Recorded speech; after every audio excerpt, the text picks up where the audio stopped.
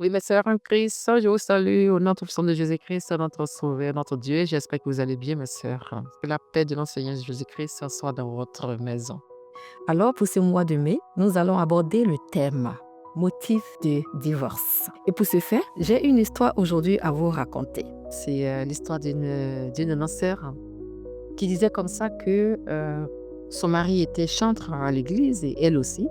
Et quand ils se sont rencontrés, alors c'était l'amour parfait. Tout allait très bien jusqu'à ce qu'ils rentrent dans le mariage. Une fois à la maison, elle ne reconnaissait plus son mari. Il sortait, il rentrait quand il voulait. Et pour encore enfoncer le clou, un matin, il lui dit qu'il a 3 enfants dehors et une femme et qu'elle s'apprête à sortir de la maison avec ses bagages. Et notre sœur qui dit qu'elle ne divorcera jamais parce qu'elle est chrétienne et qu'en tant qu'une chrétienne, elle n'a pas le droit de divorcer. Sinon, elle se met en porte-à-faux, en problème avec Dieu. Donc, c'est ce qu'on lui a enseigné dans l'église où elle part.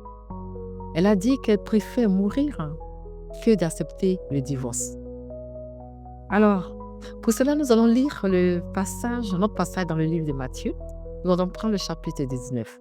Dans ce chapitre-là, c'est les pharisiens qui abordent notre Seigneur pour lui tendre un piège en lui posant une question sur le divorce. Alors, au verset 3, la parole nous dit, les pharisiens l'abordèrent et lui dirent pour l'éprouver. Est-il permis à un homme de répudier sa femme pour motif de quelconque? Il répondit, n'avez-vous pas lu que le Créateur au commencement fut l'homme et la femme?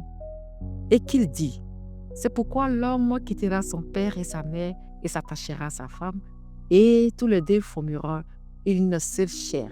Ainsi, ils ne seront plus deux, mais ils seront une seule chair. Que l'homme donc ne sépare pas ce que Dieu a joint. Pourquoi donc, lui dit-il, Moïse a-t-il prescrit de donner à la femme une lettre de divorce et de la répudier? Le Seigneur répondit, c'est à cause de la dureté de votre cœur que Moïse vous a prescrit cela. Sinon, au commencement, ce n'était pas ainsi. Amen. Alors, voilà qu'on parle du divorce ici. Et le Seigneur dit clairement que pour qu'il y ait divorce, il va falloir qu'il y ait infidélité. Alors, qu'est-ce qu'on appelle infidélité? L'infidélité, c'est aussi quand un homme trompe sa femme et qu'une femme aussi trompe son mari. C'est plus large que ça. L'infidélité aussi, c'est quand on signe un contrat avec une personne et qu'on ne respecte pas les clauses.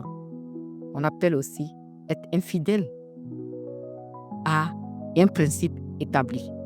Donc, si on s'appuie sur tous les cas d'infidélité, on dira que ce n'est pas forcément le fait de tromper son épouse ou son époux qu'on doit appeler infidélité et prendre pour cela comme motif de divorce. Ainsi donc, frères et sœurs, pour ne pas être trop longue, nous allons continuer notre exhortation dans la prochaine vidéo qui sera disponible jeudi prochain par la grâce de Dieu afin de continuer notre exhortation.